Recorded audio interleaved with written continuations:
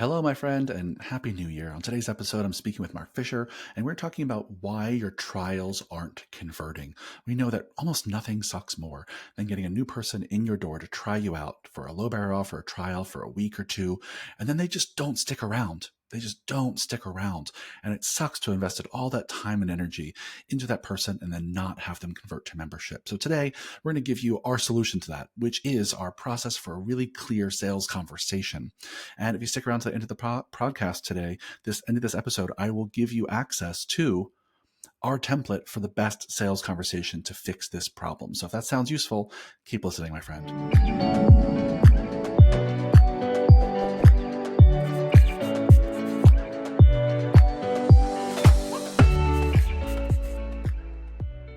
Hello, fitness business nerds. What's up? Welcome to another episode of the Business for Unicorns podcast. It's a new year, and I'm back with Mr. Fisher. Happy New Year, my friend. Happy New Year. How were your holidays? They were good. A lot of actual downtime. I took time off, and I spent a lot of time playing with my baby. Good for you. Good for you, my friend. We did the same thing. We just said no to all the plans and stayed home. And that's the new plan moving forward, is to not have any fucking plans. It's nice. It's nice. It's also nice to take days off, which I'm sure readers will read upcoming emails about some new distinctions I've had about time off. All right. Well, before we dive in today and talk about why people's trials are not converting, I want to just do a quick announcement. Some of you have heard, if you listened to the podcast before, that we have a Unicorn Society retreat coming up in Austin. It is March 2nd and 3rd, and we open just 10 spots for people who are not Unicorn Society members. This retreat is going to be focused on marketing and sales, and all attendees are going to learn how to create a steady stream of high-quality leads. You're going to learn how to convert those leads. You're going to learn how to create more revenue month over month. We have a special guest superhero, Jordan Saya, is going to be joining us. It's going to be a really epic retreat. And we only have, like I said, 10 spots for those of you who are not Unicorn Society members. And if you let us know you want to come by January 14th, we have some special early bird pricing where it won't be any cheaper ever again. And so DM us on Instagram for more information. And we hope to see you in Austin, Texas. It's going to be a blast. Let's dive into today's topic, which is why your trials are not converting. This is about having an effective, hopefully short, sales conversation with people who are in your trial to get them to stick around after the trial. And this is a place where we see a lot of Unicorn Society's members drop the ball. They don't have an effective conversation or any at all. This is a ball we've dropped at MFF over the years. And when you get it wrong, it's one of the most frustrating things you can experience as a gym owner, and that people are coming through your door and you're spending all this energy getting to know them, and then they don't stick around. And when you get it right, you really are at the start of creating a real marketing and sales machine that can grow your business. So let's dive in, Fisher. You want to say a little bit about what makes getting this sales conversation right so important, aside from what I already said? Yeah, I mean, I don't have much else to add. I mean, I think that was pretty clear. It's not fun when you get the people in there, which is its own challenge to start with, and there's just no way of moving them to take action. And I think the thing to understand is what you want a non-awkward, non-weird way of helping the person really understand what it is they want and link that with the value that you can create as a member and a client of your gym. Right. Because I think the other thing that we also don't want, that I think part of the resistance for a lot of people here is, if you've never done this before, it can feel weird. Most of us understand we don't want to feel like a high pressure, cheesy, annoying used car salesman. And in practice, that's not what we're trying to get you to do at all. In fact, it's kind of the opposite, right? We're trying to help you support people and get clear on what they want and take action to move towards the life that they want, which incidentally is going to support your goals as a gym owner. Yeah, 100%. And you know, we've had experience getting this wrong at MFF for many years.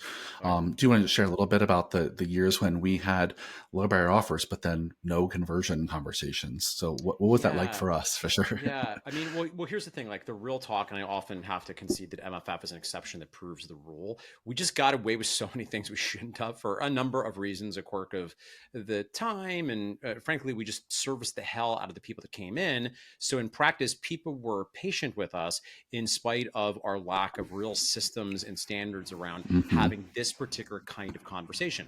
I wouldn't recommend doing that, because even for us at a certain point, it just stopped working. At a certain point, we realized that by not actually having conversations with individuals, Another thing to understand is we weren't making it easy for them to take the next step. So unless you have some structure like this, particularly if you have more than a couple of memberships, which most people listening do, God forbid you have multiple services, which some people do, Hmm. which is not always my recommendation, but we still do at MFF, people will just get overwhelmed. And not only that, but the other thing you're going to have happen is if people do want to move forward, they're going to make the decision entirely on price instead of what's actually best for them and their goals and their situation.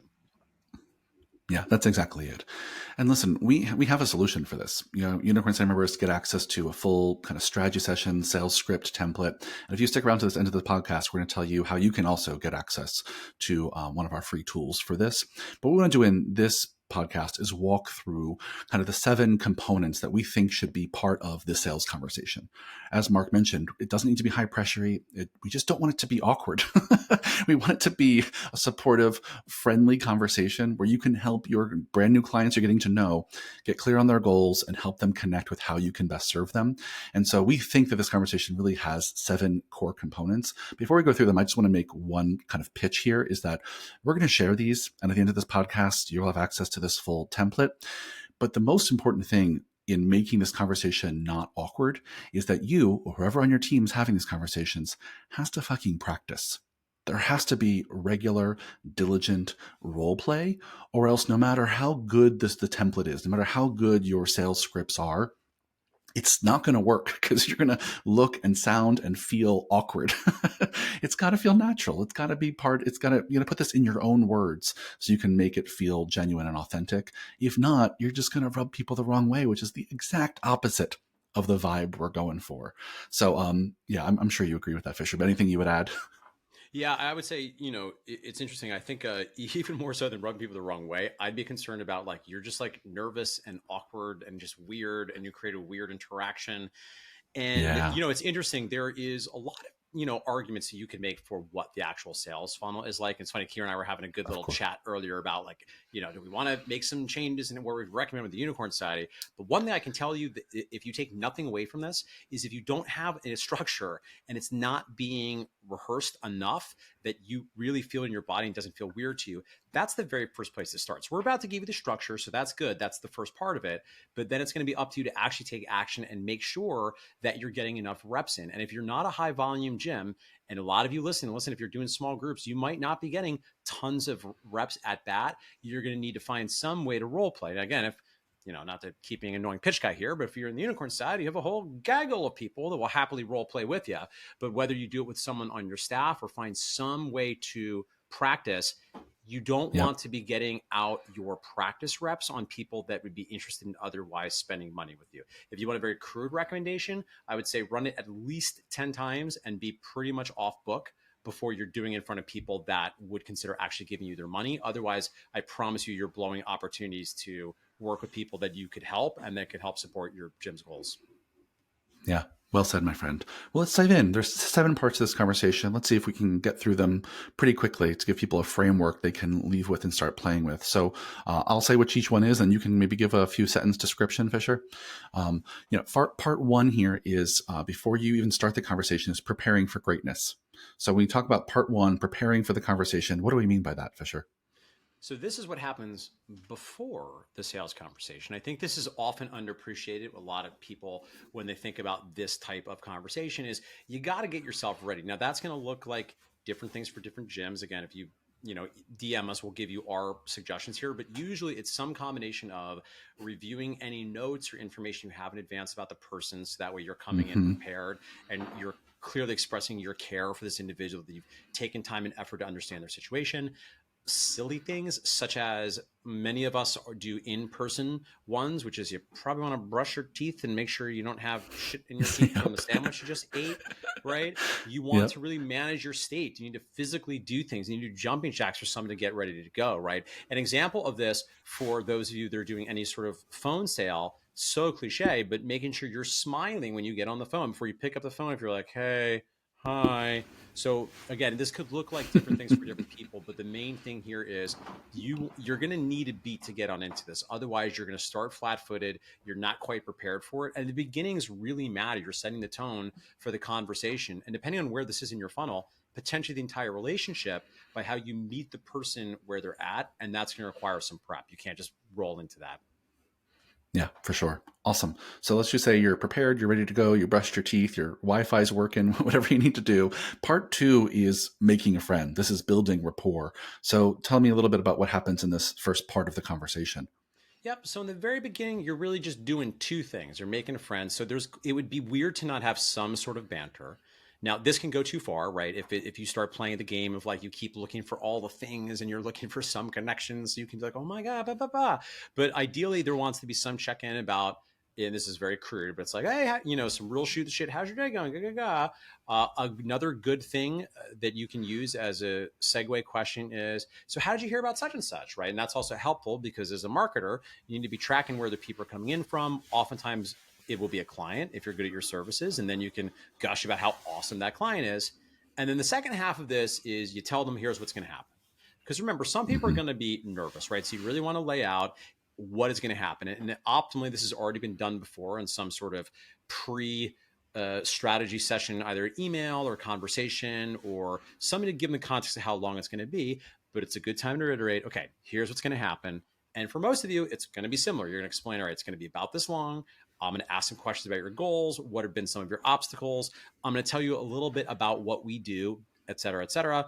And that's your opportunity ultimately to build value. We'll talk about more than that in a moment. And then and then if I think we're able to help you, I'll make a suggestion for what the best path to move forward would be. Fair enough? And then that's it. And then that's the way you sort of said it. And now you've not only had a moment to be human with them, but you're preparing for them for what's going to happen so that they're not like wondering where it's going to happen. There's no surprises. Great. Yeah. And that's this building rapport and expectation setting is so critical because it establishes some trust, which is the foundation on which all the rest of these sections happen. So moving right into part three, this is kind of the bulk of the conversation. We call this section peeling the onion. And so what happens this in section three, Fisher? Mm-hmm. So in section 3, you have, I have another goodie I can maybe give you too. Or how about this? If you're in the middle of the podcast and you want this goodie, email me mark@businessforunicorns.com. And I have a separate goodie besides the one you can get if you DM us on Instagram, which is my list of questions. Because now you got to ask them questions. And there's two kinds of questions. You're going to ask questions around what are your wants and what's been getting in the way? Because you want to identify, okay, what are the goals? What are the outcomes you're looking for? And then you want to also figure out, okay, why hasn't that happened yet? What are the things that prevented you from already achieving said results?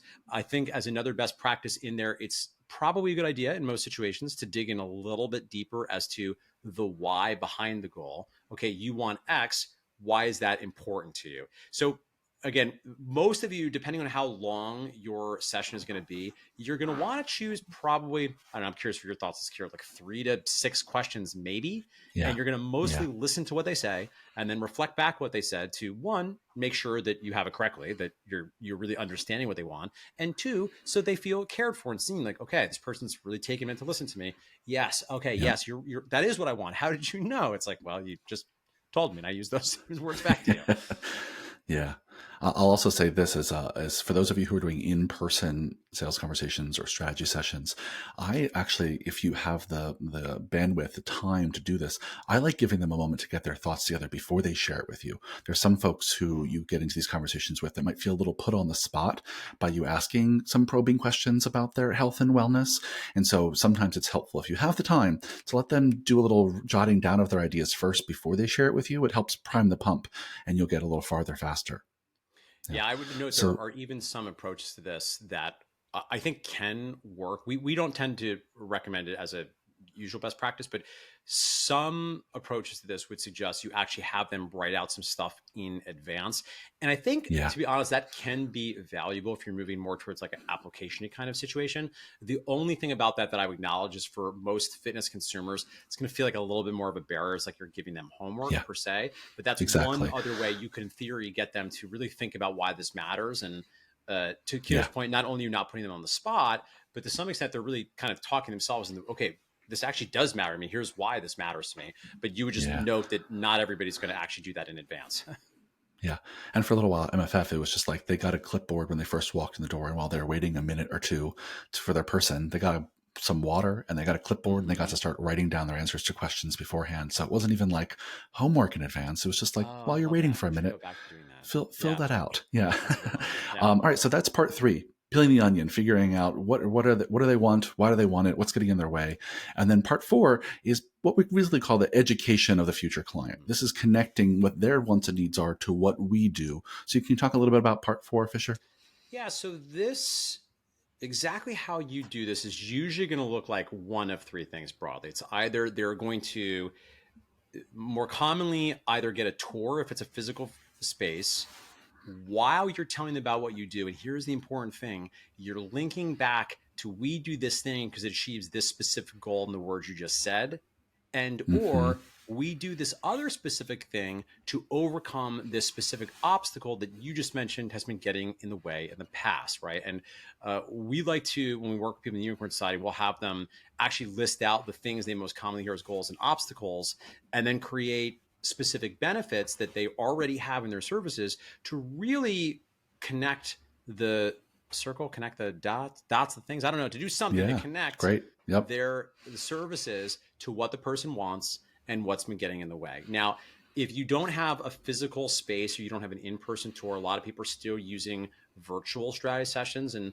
there's a lot to be said for that. Certainly, if you look at availability being one of the constraints you have to solve for, that does usually allow you to offer more availability and them easier to get in, but you won't be able to give a physical tour. So that's okay. You Yep. still do the same thing, but now you're essentially still talking through what it is we do. And I'm going to emphasize this one more time because it's the whole game. You just keep hammering and centering about the things that they care about. And I'll give you one other pro tip: don't talk about the things they don't care about. So when we have people fill this out, you might have a list of maybe 12 total goals and obstacles that you commonly hear. Don't talk about all the goals and obstacles and all the benefits. Just talk about the things that they actually care about. Now, I'll say briefly, there are some of you that might sub in during this value building part, either a mini workout or a performance assessment if you work in a strength and conditioning gym, or maybe a functional movement screen, which a lot of Gen Pop gyms do. But understand in this section, whether you're having them do something physical or you're talking through things, you have to keep linking back. Here's what you care about. Here's what's been getting in the way. Here's exactly how our services create that outcome and how they solve for those obstacles. Yeah, fantastic. Yeah, it's a critical part where we make the leap from what they want to like how they're going to get it with us. Let's do this. In the interest of time, I want to wrap up these final 3 sections in kind of one conversation because the Yeah, last 2 they're pretty are integral. really kind of admin-y. So part 5 we call making the prescription, where you actually make the sale. Part 6 is creating a great kind of ending, and then part 7 is managing all the next steps and back end things. So can you kind of wrap up those 3 for us, Fisher? Yep.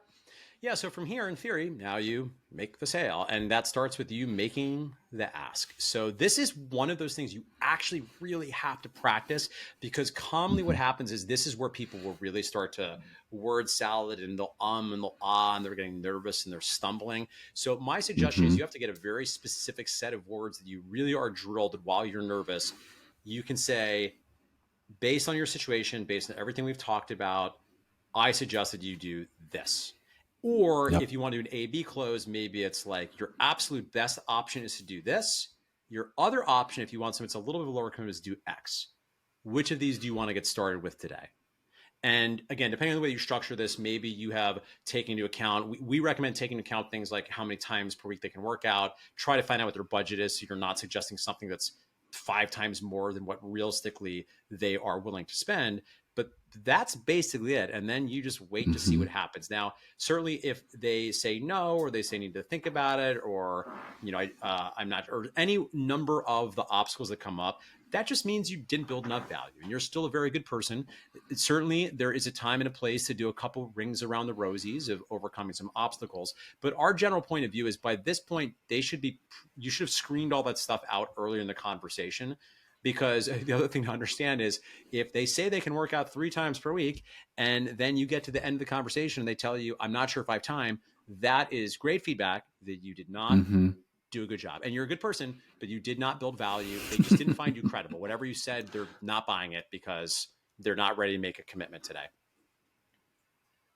Yeah, I So think I know that's I it. I threw a think few that's more the things, but yeah, anything you would That's add to okay. I that, think, Joe? that's the prescription part. And then from there, the creating a great ending is just really creating clear next steps. So if they're converting, what happens next? Right. If they're not converting, what happens next? And then step 7 is really about managing whatever your processes are for Yeah. following up with Yeah. those things. Yeah. And that'll vary tremendously, which is why we're not spending a ton of time on those in this podcast. But Yeah. I wanted to make sure we got through all 7 so you Mhm. understand that that's the framework you start with. And if you go over to Instagram and DM us, let's say DM us the word sales, we will send you our kind of sales template here for what this script looks like. So you can see how we suggest filling out those 7 sections. But you're going to have to make them your own and practice them to make sure it sounds like you and feels like you and represents, your gym. Anything you would say else about this, Fisher, as we kind of wrap things up here? Yeah, I'll give you one final pro tip is that people are invariably going to feel a little bit of buyer's remorse anytime they make a big commitment like this. That's perfectly normal. Yeah. Our suggestion is send them a video message within 24 hours of signing up, just so they start to feel a little bit of a hangover, nervous. Was this a good idea? Oh my gosh, this is for a lot of people.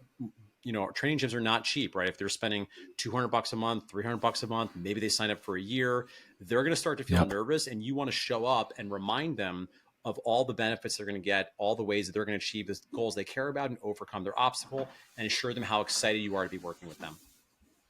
That's it. That's it. If you want that template from us, my friends, if you want that strategy session sales script, just go over to our Instagram right now and DM us the word sales. And while you're over there, come join us in Austin. If you want to come to our Austin retreat, you can also DM us and just ask us for more information about the Austin retreat, and we'll have a conversation to see if we're the right fit.